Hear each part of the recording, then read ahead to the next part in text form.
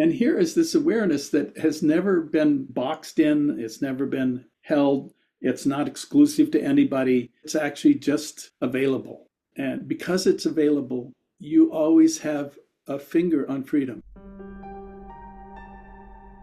Awareness, the final frontier. This is Awareness Explorers.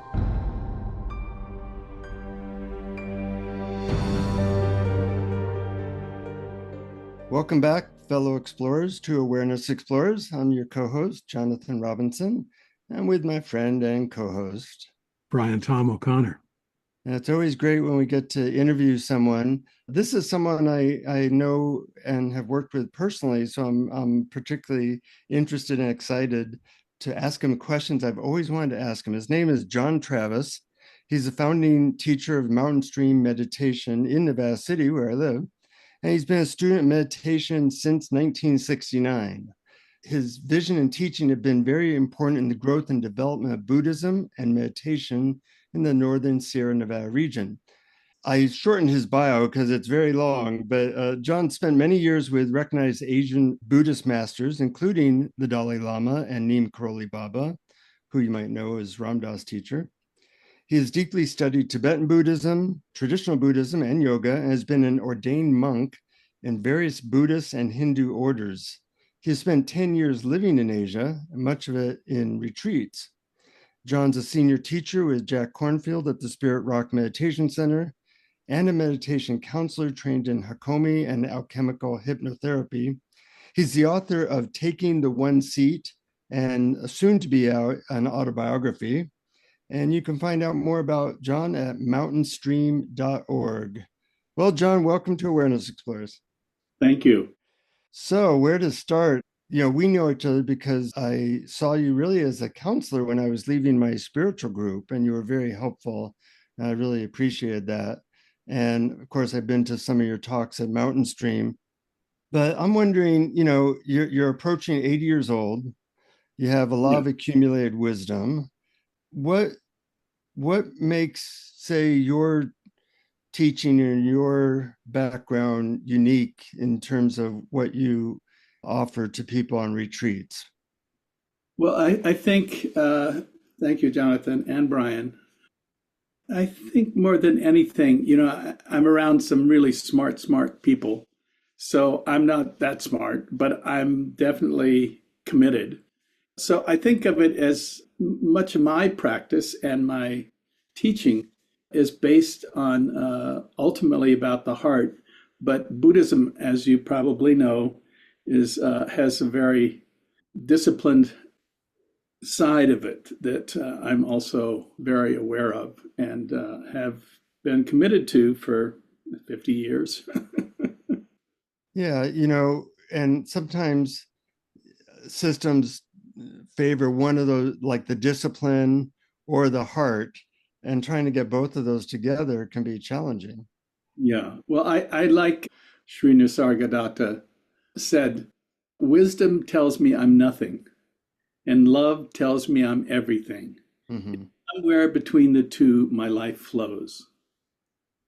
Yeah, and you have a very broad background. I'm wondering, Tibetan Buddhism, regular Buddhism, Hinduism, you've spent a lot of time with a lot of different teachers. How has that impacted how you see the world, in that you're not just solely in one system? No, I don't think freedom is anywhere near just one system. It's actually something that I hope is somewhat a collection for people, that they the whole process. And, as life is, certain stages of your life, it's good to have certain teachers during that time. It's not just, I think there are certain teachers that there's just one and it's good enough. But I like the diversity of having not only different teachers, but also in different systems. Mm-hmm. Kind of an overview of how all the systems work, on some level, as again, limited somewhat. Mm-hmm.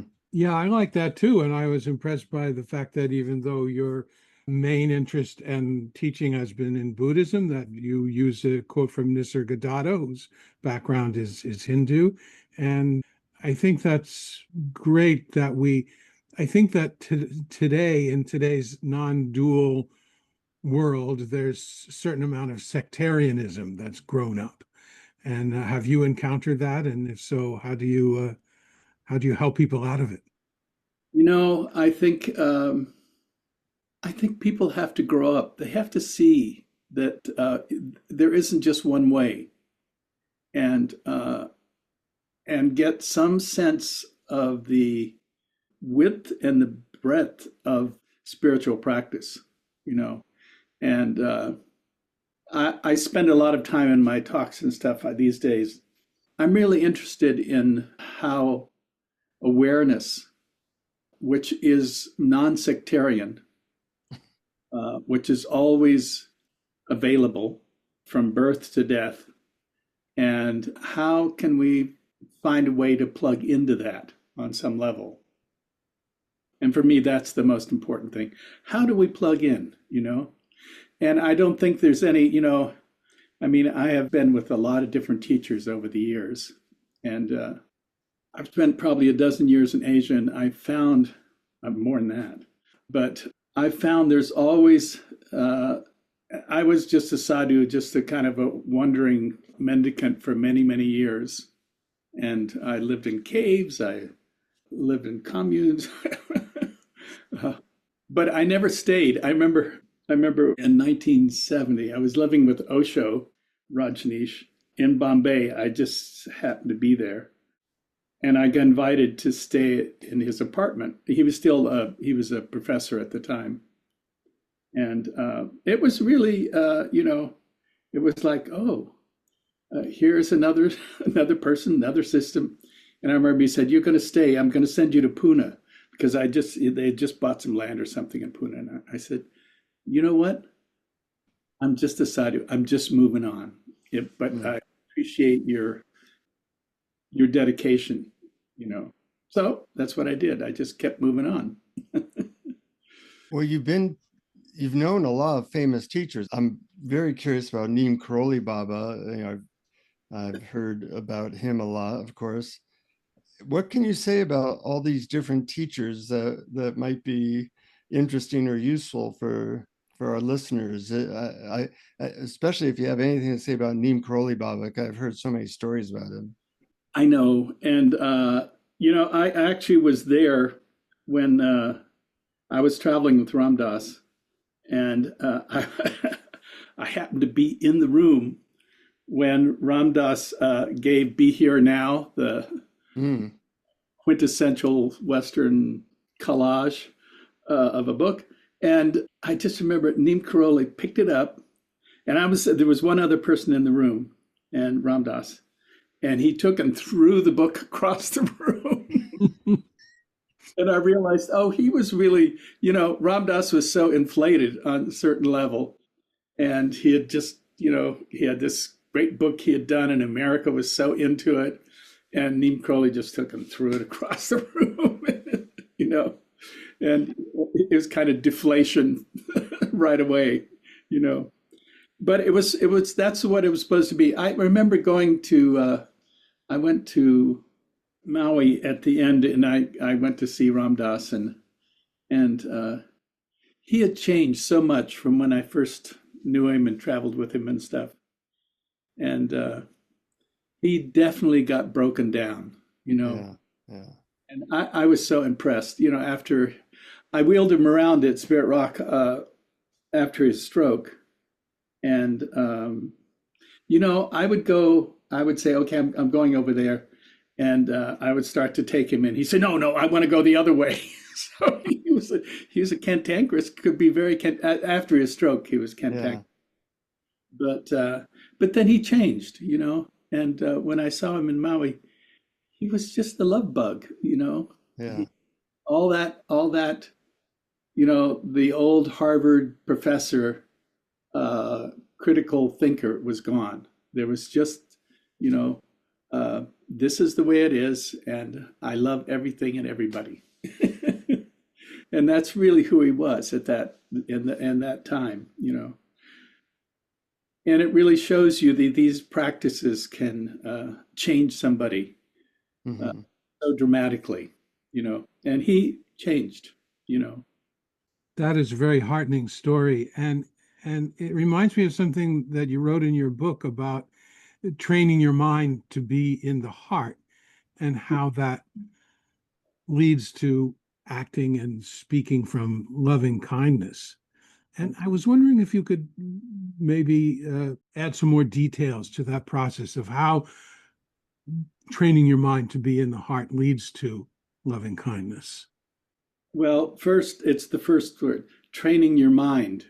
So there is a lot about because we're so fickle, we just kind of jump all over the place when it comes to, in a sense, spiritual endeavors. And I do think, you have to train your mind first. That's paramount. And then when that mind is trained enough, like a little puppy dog or something, then it really can show its love. Hmm. And but if the mind is not trained, and this doesn't necessarily work. It's really to me, one of the great assets of Buddhism is that it trains the mind to then point towards the heart. Hmm. I think that's imperative. Yeah, I was on a retreat about a year ago, and there was this guy that was just exuding love. He wasn't a spiritual teacher, or he didn't think of himself that way, but it was clear that he was. So I asked him about it, and he said, "Yeah, for the last 3 years, I've been in a state of like pure love all the time." And of course, I'm always interested in how people get there. And he said he came up with a 5-second mantra that always, if he's in his head, he goes into his heart. So of course I wanted to know what that mantra was, and it was drop and soak. It's drop from your head to your heart and soak in the love.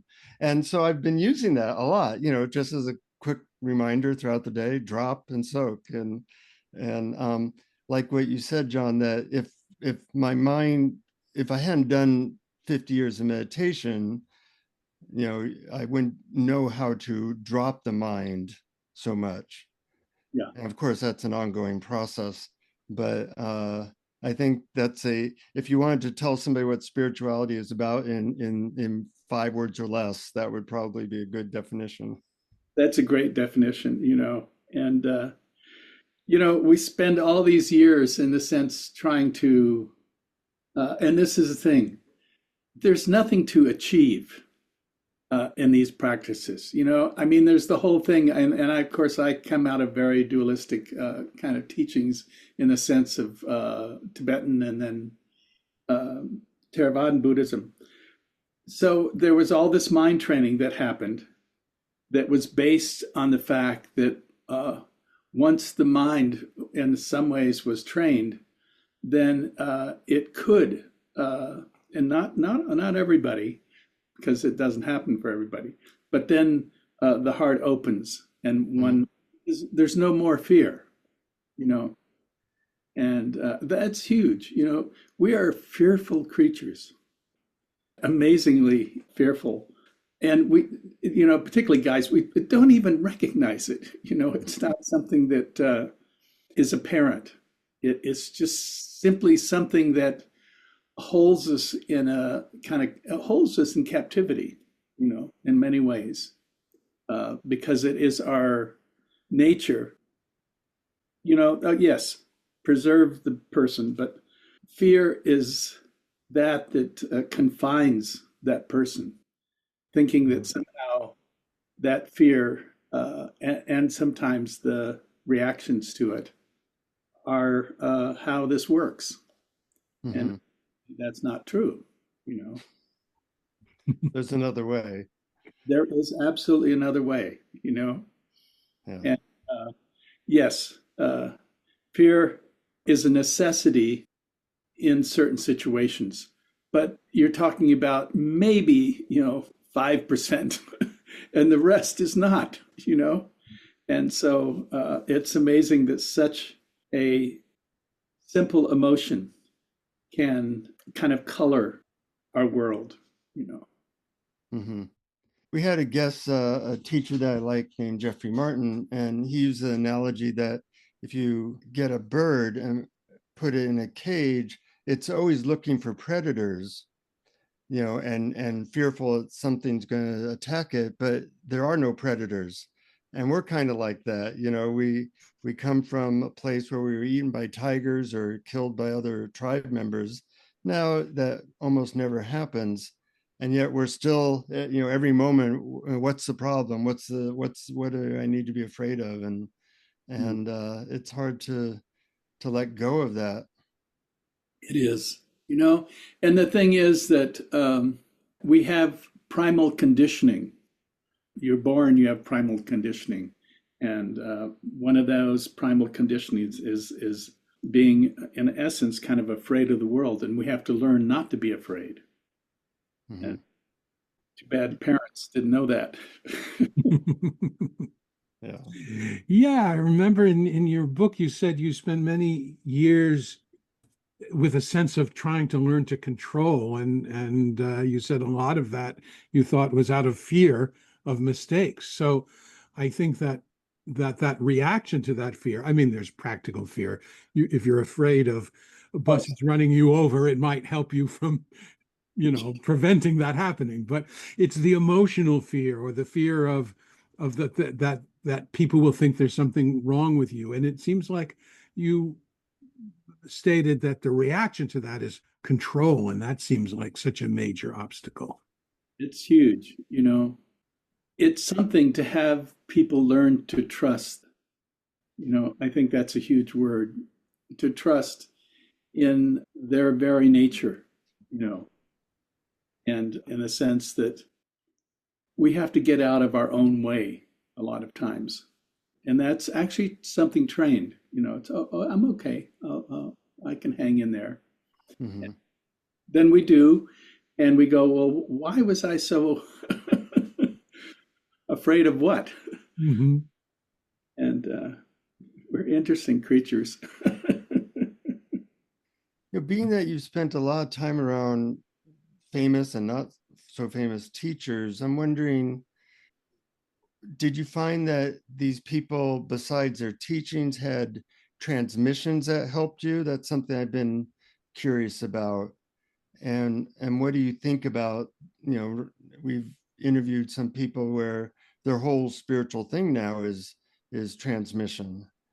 And that's, I think, relatively new, but you've been around some of the great teachers.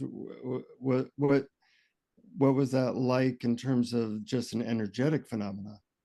Well, I think in this late 60s, you know, when I first went to India and then Nepal, well, gosh, there were so many people, but the Karmapa, the 16th Karmapa came to Kathmandu in the end of, I think, the end of what was it? End of, I don't know, the late 60s anyway. And he came, and his presence was so powerful and overwhelming. It was like, oh my God. I came out of the Western diaspora here that all, people were just people, and nobody was different than other people, and, unless they had more money. It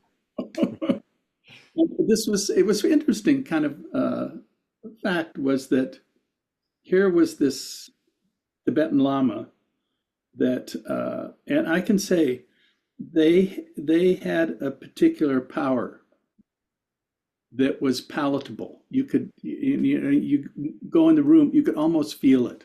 Yeah. And with Neem Karoli Baba and even Osho, and when he first started teaching, when he had just went from professor to kind of guru, and it definitely had an energetic. And Swami Muktananda, and that was another one. Yeah. Incredible powers, you know, that they had fostered, and then they were the conduit for it, you know. Do you think that's very helpful? Well, I think it can be helpful and confusing. Mm-hmm. People then believe the person not the message. And it's Right. the message that matters, not so much the messenger, you Mhm. know. And the problem is that, in the Indian, what's been passed down through the Indian system is really devotional practice where you abandon yourself for other on some level. And I'm not saying that's bad. I'm just saying that there's a bit of naivety there that we have to kind of stay aware of because we've seen, so many spiritual teachers. We're famous for forgetting our precepts or, I mean, it's just happens over and over again, that Why do you think that happens? You would think that, these people who are very into their system have achieved something, and then it seems like at some point many of these teachers have gone off the rails, and my congratulations to you for not being one of them. so far so good, but I'm also 80 years old. I think, but I know that even, people my age screw up, you know, Mhm. and why? Because they have endeavor for spiritual excellence and the human factor is still there. And so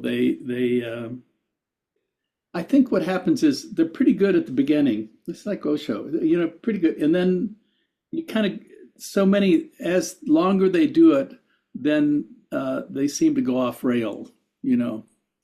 And Yeah, I, being in an environment where everybody thinks you're a god is a dangerous thing.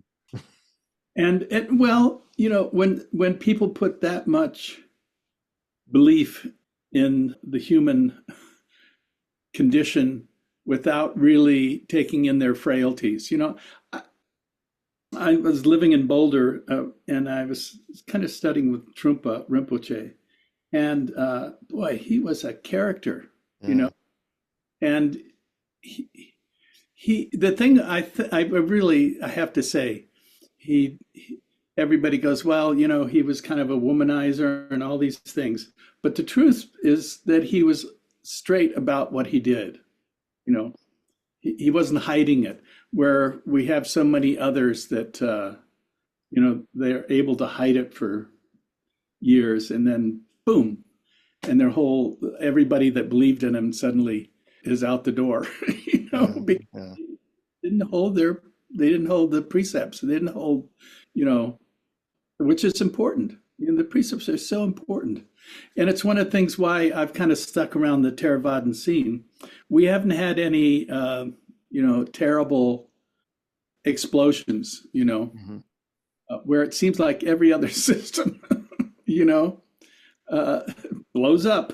It's like, oops, he was supposed to be like a god, but he actually is just a human, Yeah. Yeah.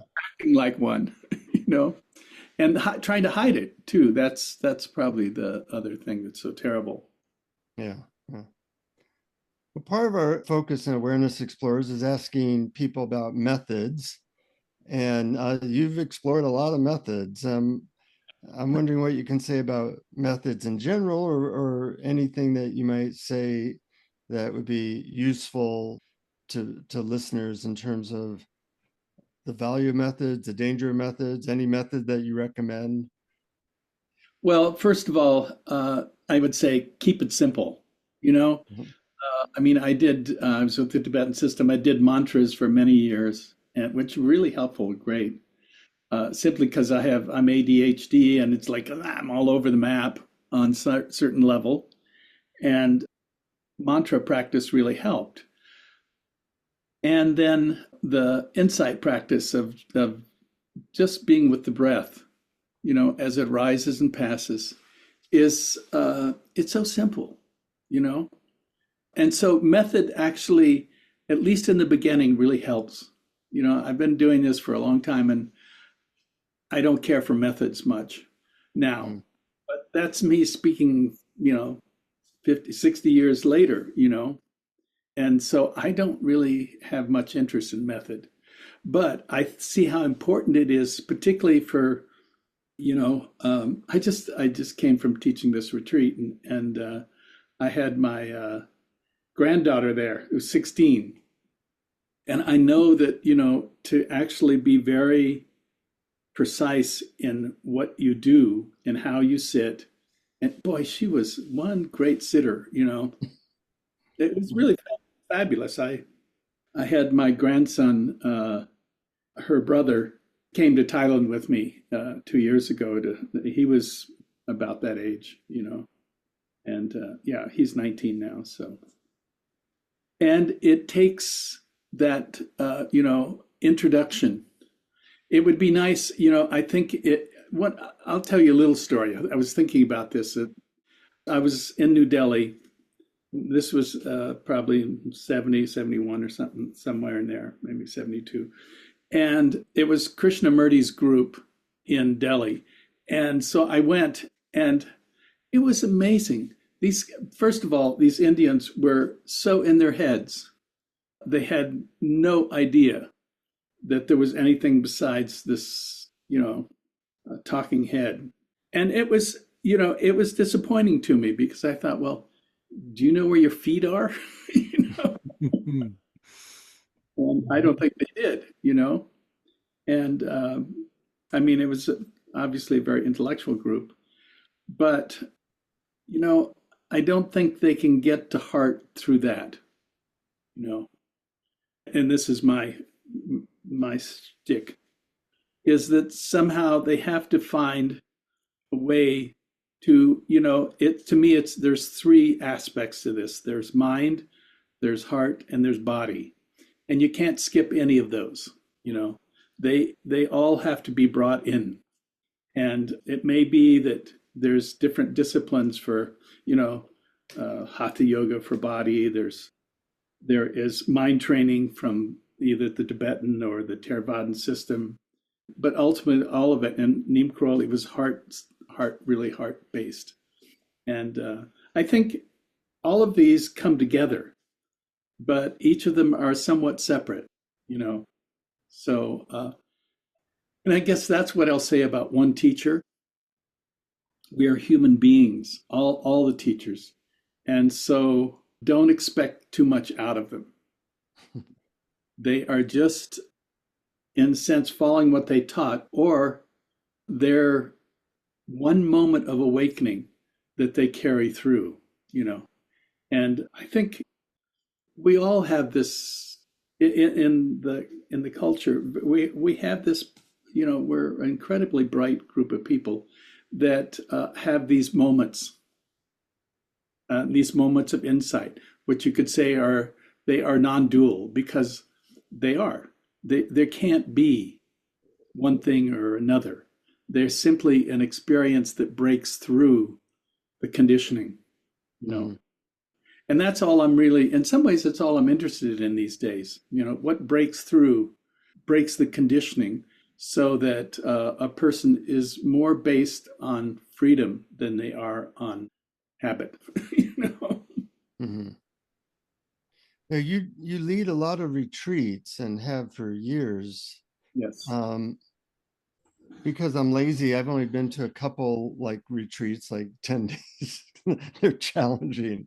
In this day and age, my skepticism about retreats is that you can have an experience, but then it's hard to integrate any of that into our busy lives. And I'm wondering what you can say about the value of retreats and how one tries to integrate an experience from a retreat. Well, I think retreats are a necessity. How's that? That somehow, and maybe it's just at the beginning, but there needs to be we have to drop out of our society to see our society. So you have to drop out to see what it is that works for you. To me, why these last, 50, 60 years, I've done a lot of retreats. And I think they're so important to create the kind of steadiness that's necessary in such a chaotic world. And it's why maybe this has become such to me, important part of Western culture. If we could actually have more of this, the culture would be better off. Mhm. Like counterbalance to the crazy busyness of the rest of our lives. That's correct, Uh-huh. and it's gotten absolutely crazy. And I think it's really hard. And with the politics and the truth of what the cultural complexity that we inhabit, you know, it is so, in some ways, kind of disappointing on one level. Another one is, I hope it's the impetus to look more for awakening than for more material or knowledge in any way. Mm-hmm. There's plenty of suffering, so the motivation's there. I think it is, and it's why, I mean, when I came back, what in '76 or something like that, I knew that somehow that this was what the culture needed. Now, I was not. I want to thank Joseph Goldstein and Jack Kornfield for being. Well, I told them I don't want to teach. I said I'm not a teacher. I'm just a yogi. And they said, no, we need you. And then since then I've had other teachers, and I say, oh yes, we need you. We need what you're doing right now. Mm-hmm. The culture is, in some ways, is on this materialism and a path to self-destruction. And I mean, that's a little heavy, but it's true. We can say whatever we want, but the truth is that this culture and this, I mean, I wonder if staying in America is really okay for me. I'm only here half the year anyway. Mm-hmm. I'm in Thailand most of the time. So I have for the last 10 years. Why? Because there, I live in a very poor neighborhood. I mean, there's really poor, it's not a slum, but because there isn't. But everybody does something there.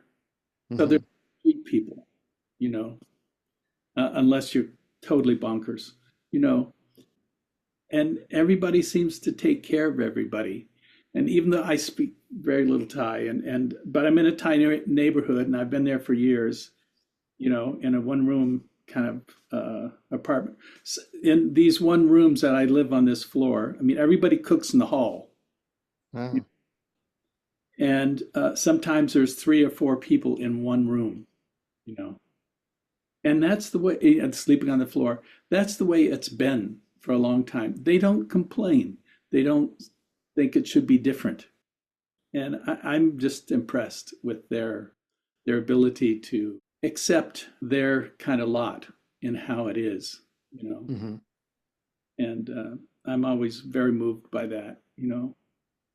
Yeah, I've spent some time in Thailand doing service work, and at first it was like I'm going to help them, and then I saw that no, they're helping me, because the people, especially out of the big cities, are very sweet, and it rubs off. It has a big effect, and that it's a whole different way of being in the world.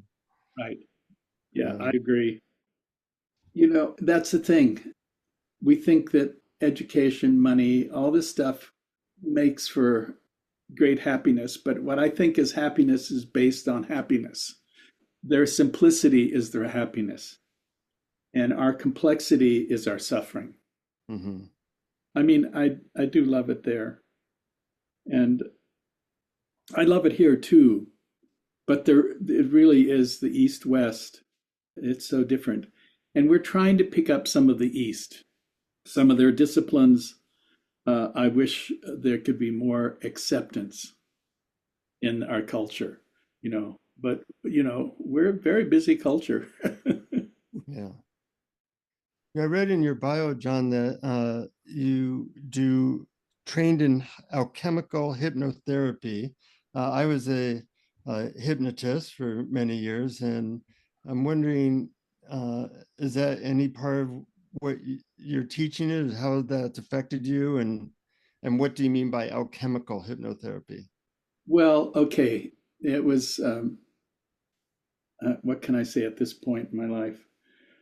It in the past, I certainly used it, and it was a great training. But at the same time, I felt it was limited in comparison to someone doing a retreat, for instance. You Uh-huh. know, so no, I worked with, I did a lot of one-on-one work with people, and now I just do groups. I mean, I kind of I just teach. But it was so interesting that the alchemical part of it was the fact that a person, you have this ability to go into someone's psyche, basically, and I'm going to say this, soften who they are. That's really was the objective, was to soften who they are, Hmm. because there is so much, we are such fearful creatures, and most of us don't even recognize it. you know it's just that if something is presented that is not within our knowledge, our experience, that we react to it. And so if there's some way of softening that, and I think that's where the alchemical hypnotherapy really worked. And so did my work in Hakomi, Hmm. body-centered psychotherapy. And I am most grateful to all the training that I did. But I also am at the other end of it. What matters to me now is a good heart, you know, and that's what matters. And the other is to train us out of old habits, old fears, old attachments. We have to somehow get beyond that. And then there is this wonderful world we live in. It's so great, you know. We circle around it a lot, but the center is it's never been a problem. It's always been at rest. And we circle around it somehow thinking that through these methods or systems we could get there. The truth is we're there already. And it's somehow learning to accept that that's who and what we are, you know. We don't have to, this is the thing. I spent many years in this attempt to awaken until I realized I was awake. Hmm. And then it was a matter of, well, how am I going to act now that I understand the parameters of that, you know? And this really, I have to say, one of the wonderful things has been the precepts in Buddhism have been, they're so important, you know, and I've screwed up, but we've all screwed up, you know. And I just think those precepts are fundamental to one of my teachers, Munindraji, he always said, to honor the precepts is to honor the peaceful mind.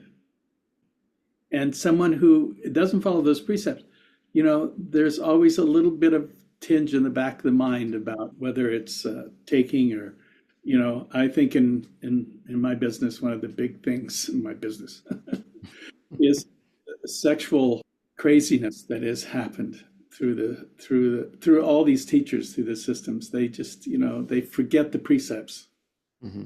because they think they're beyond it. And the thing is, you're never beyond it. It's always part of the human condition, because it's about don't harm me and don't harm another. And somehow in that we end up getting caught and causing harm. I mean, I don't know how many teachers I know that, through the years have screwed up. And I know those who haven't also, I was thinking of, and I don't know all the story of the Karmapa, but he understood that and understood the levels of that. And I think Neem Karoli Baba, there are those who kind of had their path and they stayed on their path. And there are others who slowly it began to loosen. And as it loosened, then they kind of compromised with the precepts. Mhm. Very, Brian, I'm wondering if you have any last questions before. yes. Sure. Yeah. It was, well, since we're called awareness explorers, I want to return to awareness. And in your video, Observing Your Mind, you mentioned that you preferred the term awareness to mindfulness, That's and that it's what's holding everything and asking the question, is it a problem? And you also said that recognizing what's already here. And to me, that's so important, that everything that we've spoken about today, people think that they're going to get something from outside, from a teacher or a practice or anything, instead of turning to what's already here, that's already allowing, that's already loving, that's already kind. great. Thank you for that, Brian, because that's really what it's about, is that it's like you're whole just the way you are, you know, even if you're damaged, you Mm-hmm. know, but you're still whole. And I think because that's true, that there is such a great opportunity to exhibit that on some level. And to me, awareness is something that you were born with. It's something that holds all things. It's not behind you or in front of you or above you or below you. It's in all directions. And therefore, it gives you that permission to see through a lot of the stickiness of our, excuse me, mental gymnastics. you know? Mhm. Mm-hmm. And here is this awareness that has never been boxed in, it's never been held, it's not exclusive to anybody. It is not just for the high gurus and the low cellas. It's actually just available. And because it's available, you always have a finger on freedom. You can always kind of turn everything off and touch that freedom because it's something you were born with. And so in many years I tried to achieve some higher ideal or something. And then I kind of got it that, oh, I'm already that. Why am I why am I struggling so much? Right. Because I'm walking around in it, and of it. So what's the big deal?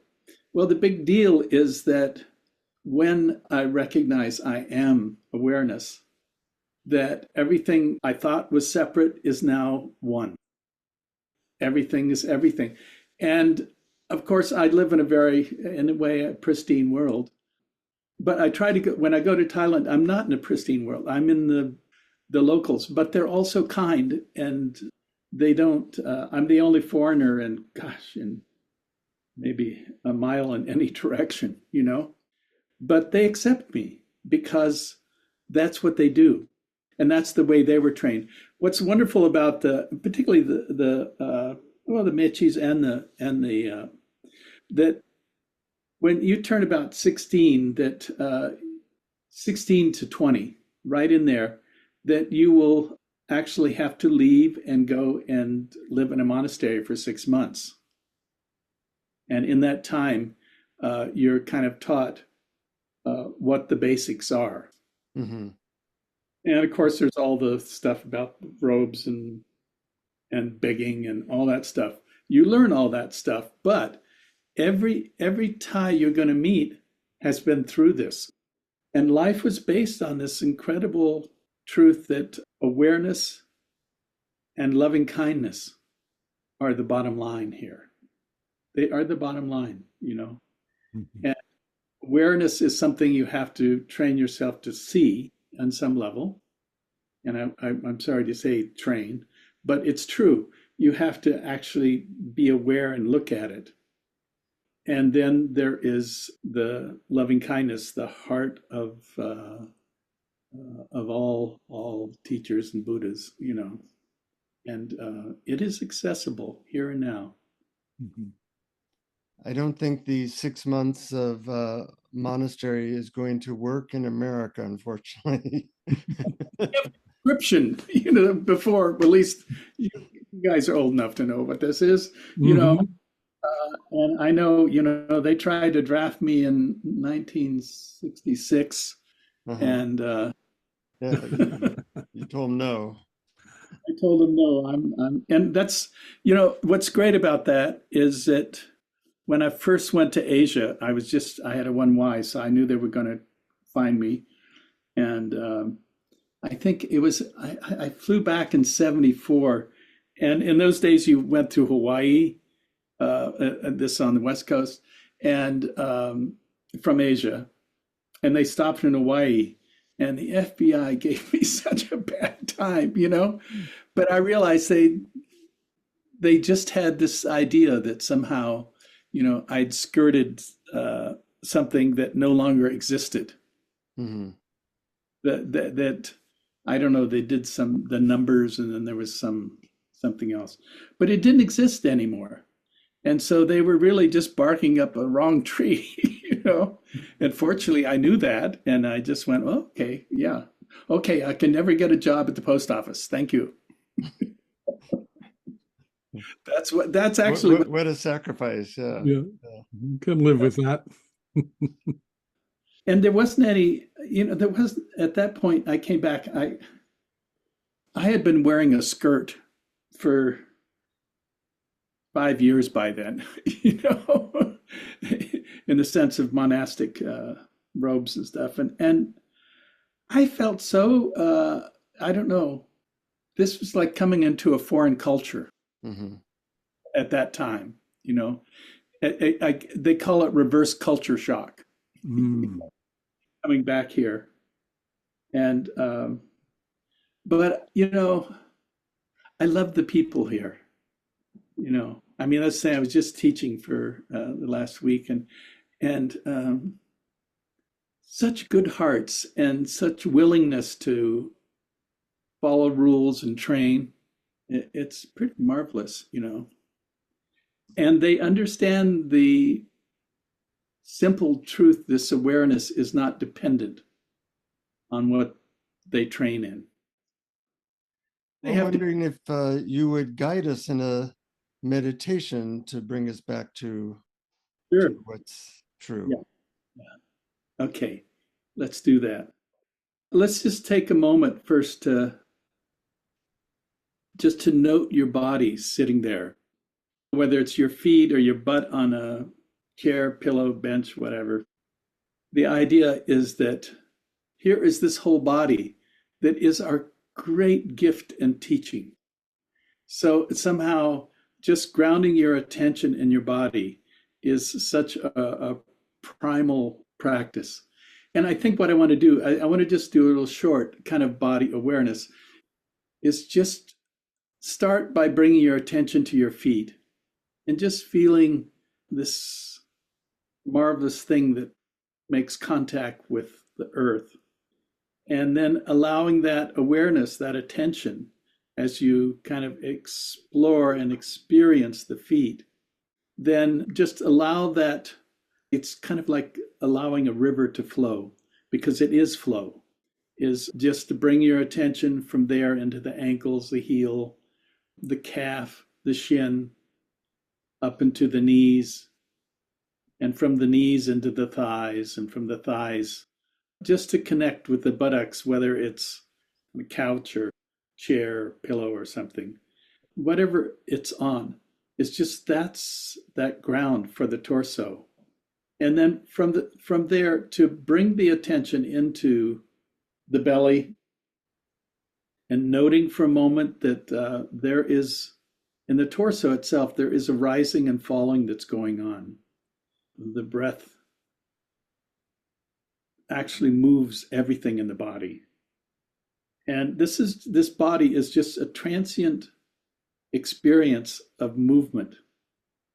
And the breath is a great, in a sense, kind of teacher that's there. And just to allow your awareness to note the breath as it rises and falls. So we can go to the lumbar area, the spine, the muscles holding you up, the experience of the belly, the diaphragm, the lungs, the fingers, and the hands, the palms, and the thumbs, and then the wrists, and then up through the forearms into the upper arms, up into the shoulders. And just again, I'm just trying to move us through so that there is a sense of the whole. And as you do that, you can just bring attention to the shoulders and to the muscles holding up your head, the neck and the throat and the vertebrae in the neck, into the complexity. Why do we go to the head so much? Is it has the seeing, the smelling, the tasting, the hearing, the seeing, and the thinking. So just exploring these sense doors and bringing attention to the head and particularly to the crown of the head. And from the crown of the head, just noting this thing called awareness. You are already there, but it's acknowledging. So there's the whole body sitting where you are. There is the nature of your mind and its capacity to incorporate or hold all things. And that as you hold all things, there's also this basic goodness that the heart cares. It cares for you. And it also, when it looks out the world as a non-separate thing or not fearful thing, but actually just open, an open awareness that has a home in the body, but is not of the body. It is just simply, this is how the awareness needs a home, and yet at the same time, it incorporates everything in front of you, behind you, each side of you, above you, and below you. So there is no one thing or one place that's more exclusive than anything else at this point. And that's the kind of practice I like, is just this open awareness. It holds everything. And so there never was actually a separateness. That was the delusion. And so you sit in the center. And even though it's not really a center, it still has some sense of knowing that everything has to pass through the awareness, through the body, through these sense doors, and somehow interpreted through the mind, the heart, and the body. So those 3 points, the mind, the heart, and the body, are the fundamentals of this. And you may have to study the body for a while. You may have to study the heart for a while. You may have to study the mind for a while. But they're all here as a means to kind of break this delusion that somehow separateness is something that is concrete, is concretized on some level. And that's not true. That's what we have to break. And then, of course, there's apprehension or fear or some kind of excitement, and it simply arises and passes away. It's not a thing. These are states that arise due to conditions, and then we can, in some sense, see through them.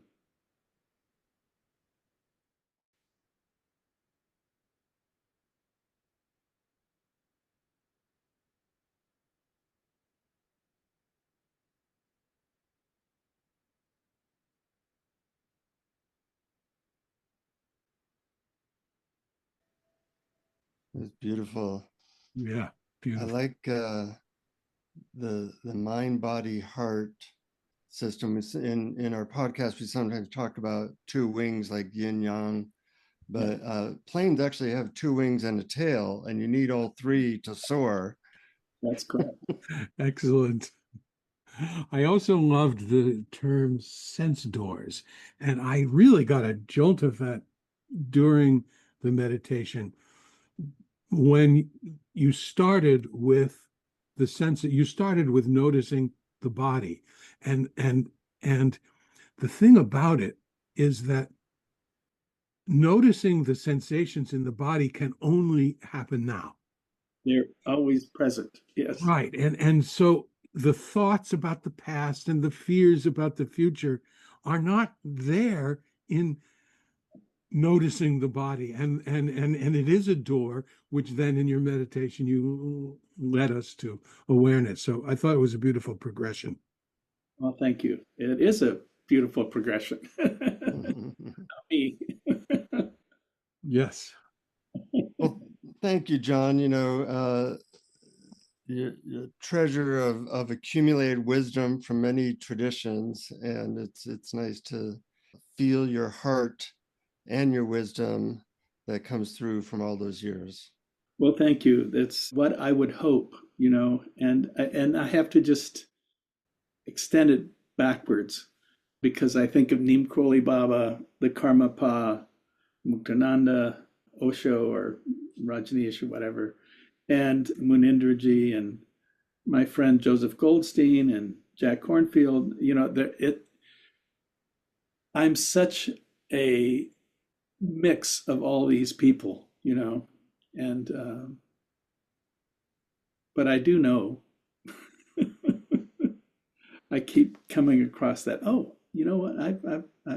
I know. Mhm. It's no problem. And Love that. free to know. Yeah. And I think all of us have this capacity, but it's just how do we hold this.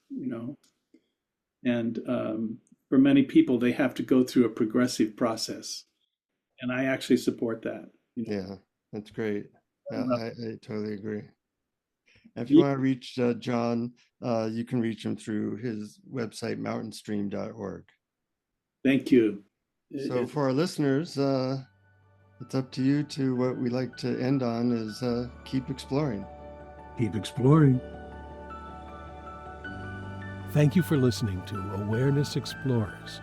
To learn more, you can check out our website at awarenessexplorers.com.